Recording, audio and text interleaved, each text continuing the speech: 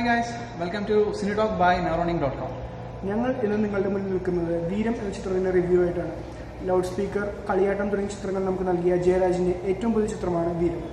William ഷേക്സ്പിയറിന്റെ വിശ്വവിഖ്യാതമായ മാക്ബത്തിന്റെ മലയാള cinema ആവിഷ്കാരമാണ് വീരം.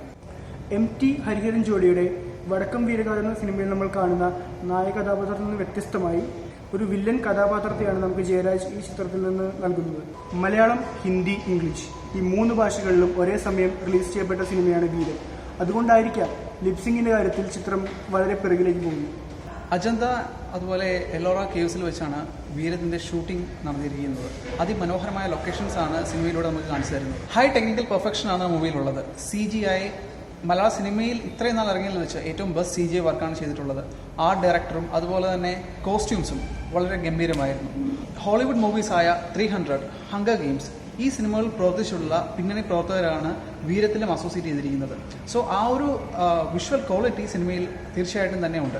ഈ സിനിമയുടെ കഥയ്ക്ക് യോജിച്ചതായ ഒരു റെഡ് ബേസ് ആയിട്ടുള്ള ഒരു കളർ ഗ്രേഡിംഗ് ആണ് സിനിമ കൊടുത്തിരിക്കുന്നത്. അത് കഥയുടെ ഒരു ഫേസിനെ അല്ലെങ്കിൽ കഥയുടെ ഒരു ടോണിനെ വളരെയധികം സപ്പോർട്ട് ചെയ്യുന്നതാണ്. വീരം തുടങ്ങുന്ന സമയത്തും അതുപോലെ എൻഡ് ക്രെഡിറ്റ്സിലും ഒരു ഇംഗ്ലീഷ് സോങ് പ്ലേ ചെയ്യുന്നുണ്ട്. ആ സോങ് മ്യൂസിക് ഡയറക്ഷൻ ചെയ്തിരിക്കുന്നത് ജെഫ് റോൺ ആണ്. വളരെ ഡിഫറെൻ്റ് ആയ ഒരു മ്യൂസിക്കാണ്. പിന്നെ എടുത്തു പറയേണ്ട മറ്റൊരു പോസിറ്റീവ് ഫിലിമിന്റെ സിനിമാറ്റോഗ്രഫിയാണ്. S. കുമാറാണ് സിനിമാറ്റോഗ്രഫി നിർവഹിച്ചിരിക്കുന്നത്. നല്ലൊരു വിഷ്വൽ എസ്തെറ്റിക്സ് ആണ് ഈ സിനിമ പ്രേക്ഷകർക്ക് നൽകുന്നത്. ചിത്രത്തിലെ നായക കഥാപാത്രമായി ചന്തു ചേകവരെ അവതരിപ്പിച്ചിരിക്കുന്നത് കുനാൽ കപൂറാണ്. കുനാൽ കപൂറിന്റെ ഫിസിക് ഈ കഥാപാത്രത്തിന് വളരെയധികം യോജിക്കുന്നതാണ്.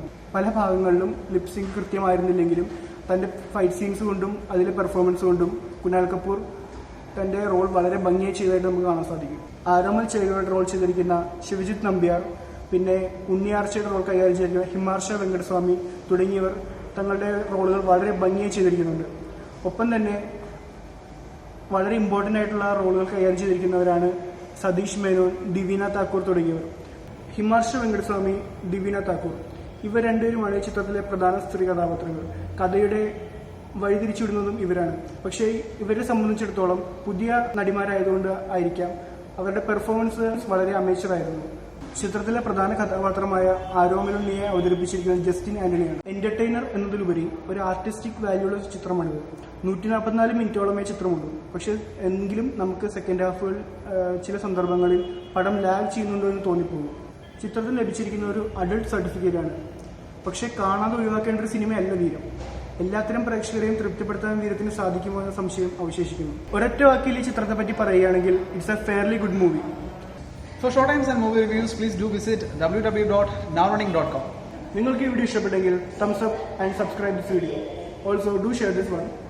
This is Alan and Kiran signing off. Thank you. Thank you guys.